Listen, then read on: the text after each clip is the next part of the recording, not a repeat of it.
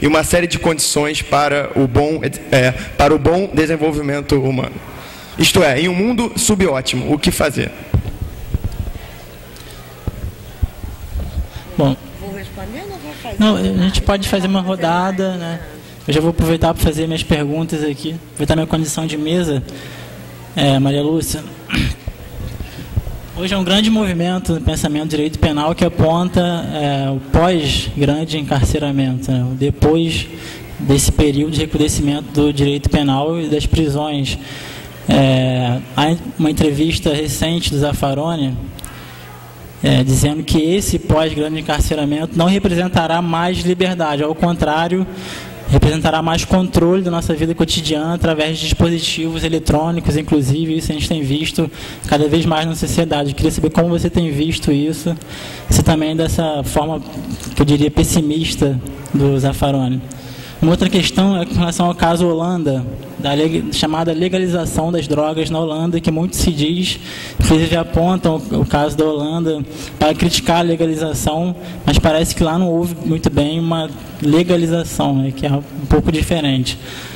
Bom, essa é a minha pergunta para Maria Lúcia Caran, que ela tem a experiência nesse caso e pode falar melhor. Enfim, se alguém mais quiser tomar a palavra.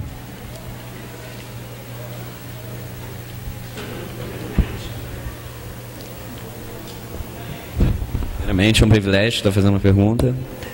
Eu gostaria de saber como é que a senhora avalia nos Estados Unidos essas penitenciárias privadas. Eu acho que com empresas que têm até ações na Bolsa de Valores, ou seja, estão privatizando a punição, o capitalismo mesmo. Vocês estão... Acho que não está tão bem formulado assim.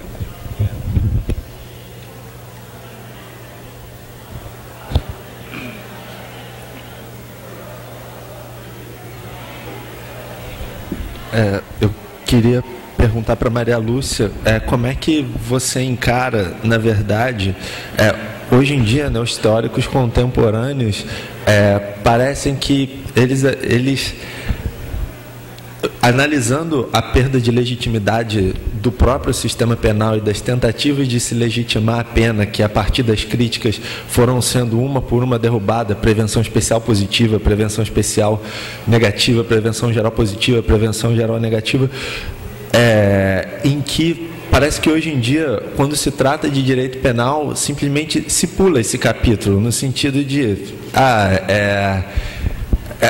como é que você encara essa perda de legitimidade progressiva? E porque justamente quando ele perde mais legitimidade, parece que é quando ele opera com a maior, talvez, irracionalidade possível.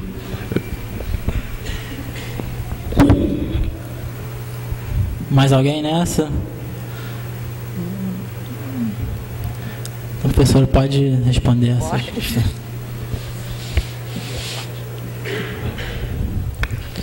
Bom, essa primeira, né, enfim, a dúvida do evidente que não, enfim, mesmo num mundo muito melhor, né, acontecimentos desagradáveis, enfim, são possíveis, né? Enfim, o ser humano não é perfeito, a gente dificilmente vai viver num paraíso na Terra, né?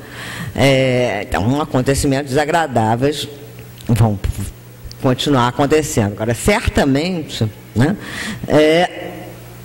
vão diminuir, né? Muitos dos fatores que levam a fatos, a condutas agressivas e desagradáveis, né, vêm das contradições, das carências, né, vividas em sociedades profundamente desiguais, excludentes, opressivas.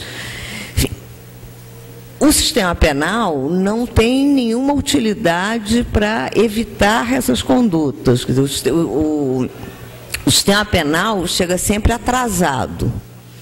O que a gente deve almejar, né, no sentido de tratar essas condutas agressivas e danosas a terceiros, né, essas condutas, enfim, que a gente pode chamar de negativas, né, é evitar que elas aconteçam. O sistema penal não evita, o sistema penal chega atrasado, o sistema penal chega depois que aconteceu, né, um homicídio, né, já aconteceu, aí é que vem o sistema penal, que evidentemente não traz nenhuma satisfação a ninguém, ele apenas vai punir esse autor do homicídio, né, e criar novos problemas, fazer tornar essa pessoa certamente ainda mais desajustada e mais agressiva quando ela sair da prisão, quando depois de ficar né, alguns anos,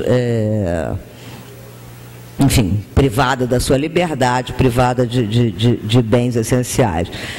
E o sistema penal não tampouco faz alguma coisa pelas vítimas, ou no caso de homicídio, pelos parentes, amigos da vítima.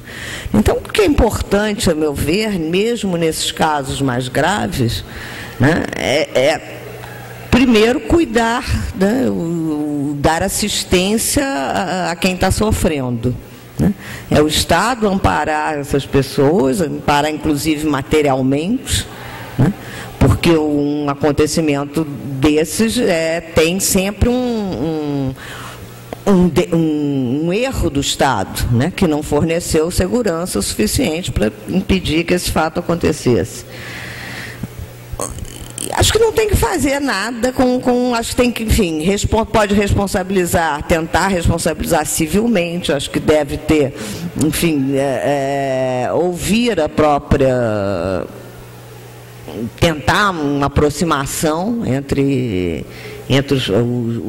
os familiares da vítima e essa pessoa, tentar que essa pessoa, mais ou menos nos moldes do que se chama de justiça restaurativa, mais fora do sistema penal, quer dizer, eliminar do sistema penal, mas nessa ideia da justiça restaurativa, de se entender o que aconteceu e de se levar a pessoa que realizou essa conduta agressiva a entender também, entender e verificar a sua própria, não culpa, que eu não gosto dessa palavra de culpa, mas a sua responsabilidade, né, em ter, enfim, trazido um sofrimento, provocado um sofrimento para alguém. Num primeiro momento, evidentemente, que o Estado pode intervir no momento do acontecimento do fato, né? Quer dizer, a abolição do sistema penal não significa, por exemplo, o fim de uma prisão em flagrante. Uma prisão em flagrante pode e deve continuar existindo, no sentido o flagrante, como a prisão em flagrante, como no seu sentido próprio, que é um sentido de legítima defesa, né? Que é de impedir que aquele fato aconteça. Agora, já acontecido, acho que enfim, não há muito o que fazer. O que é fundamental fazer é amparar quem está sofrendo. E é amparar a vítima, assistência social, assistência psicológica, que é muito mais importante do que botar alguém na prisão por 20, 30 anos, que vai sair pior do que entrou, né, e vai causar também sofrimento para a família dessa pessoa, enfim, e não vai resolver nada, não vai trazer nada de bom para ninguém. Né? Então, eu acho que o importante é evitar que essas coisas aconteçam, evitar ao máximo, e quando acontecer, amparar quem sofreu. Quem sofre também é importante notar, quer dizer, quem perde um ente querido, sofre tanto por homicídio doloso, por homicídio culposo, por um acidente da natureza, por doença, o sofrimento é o mesmo. Hein? Acho que é muito pior você ter alguém retirado da marra por algo extremamente violento do que alguém que morre em decorrência de doença que normalmente já é algo tolerado, ou pelo menos aceito pela nossa condição humana. Nunca aceito. Você vai viver mais e vai ter essa experiência. A morte nunca é uma coisa aceita. A morte é ruim Entendeu? A falta, quer dizer, não é a morte é ruim, a falta de uma pessoa que você gosta é ruim em qualquer circunstância. Não faz diferença. Então, quer dizer, para a vítima, para os familiares da vítima, não faz diferença nenhuma o porquê. Né? Portanto, enfim, é falsa essa ideia de que o sistema penal está, ao punir alguém, está dando uma satisfação aos familiares da vítima. Essa satisfação pode até existir num certo momento, esse sentimento de vingança, que é um sentimento que enfim, que é incentivado pela própria ideia da pena, né? Mas isso não traz paz de espírito, nem muda o sofrimento de ninguém. Quer dizer, ninguém pode ter o seu sofrimento diminuído porque perdeu uma pessoa, porque outra pessoa está sofrendo. Enfim, isso enfim, a falta que a pessoa está fazendo, enfim, não muda em nada pelo fato da pessoa que provocou isso estar sofrendo. Né? Enfim, a questão do pós-encarceramento, do controle eletrônico, quer dizer, que isso já está acontecendo.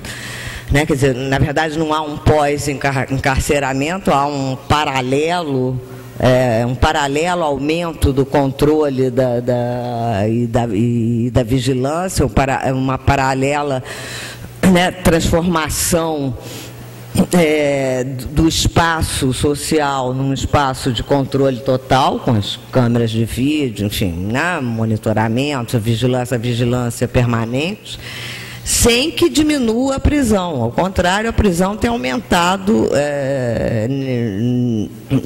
a partir das últimas décadas do século XX. O Brasil, por exemplo, triplicou a sua população carcerária em 15 anos.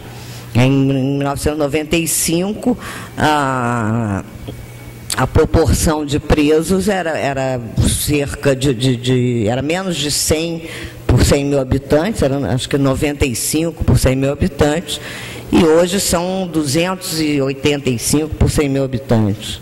Né? Praticamente triplicou. Hoje, o Brasil hoje tem a 4ª maior população carcerária do mundo.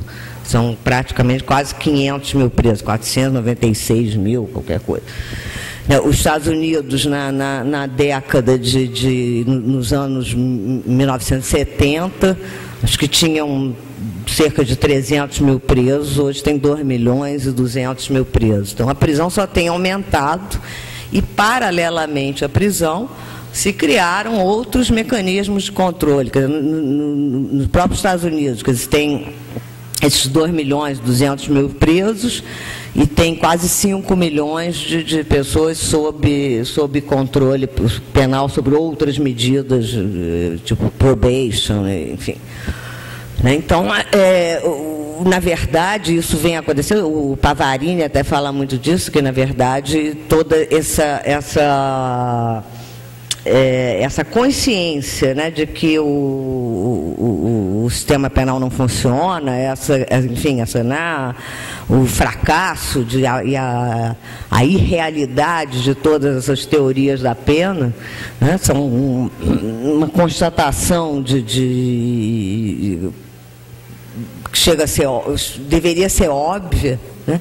Mas nem por isso nem por isso se questiona a própria ideia do sistema penal e se propõem essas alternativas, essas outras penas, enfim, que, na verdade, vêm se somar à prisão e não são verdadeiros substitutivos da prisão. Porque o que importa é questionar a própria ideia da pena, a própria ideia de crime, essa própria ideia da punição. Porque quando se mantém, se quer remendar o sistema penal, na verdade, ele acaba sendo ampliado. O sistema penal não é algo que deva ser remendado, é algo que claramente não funciona, né? Que claramente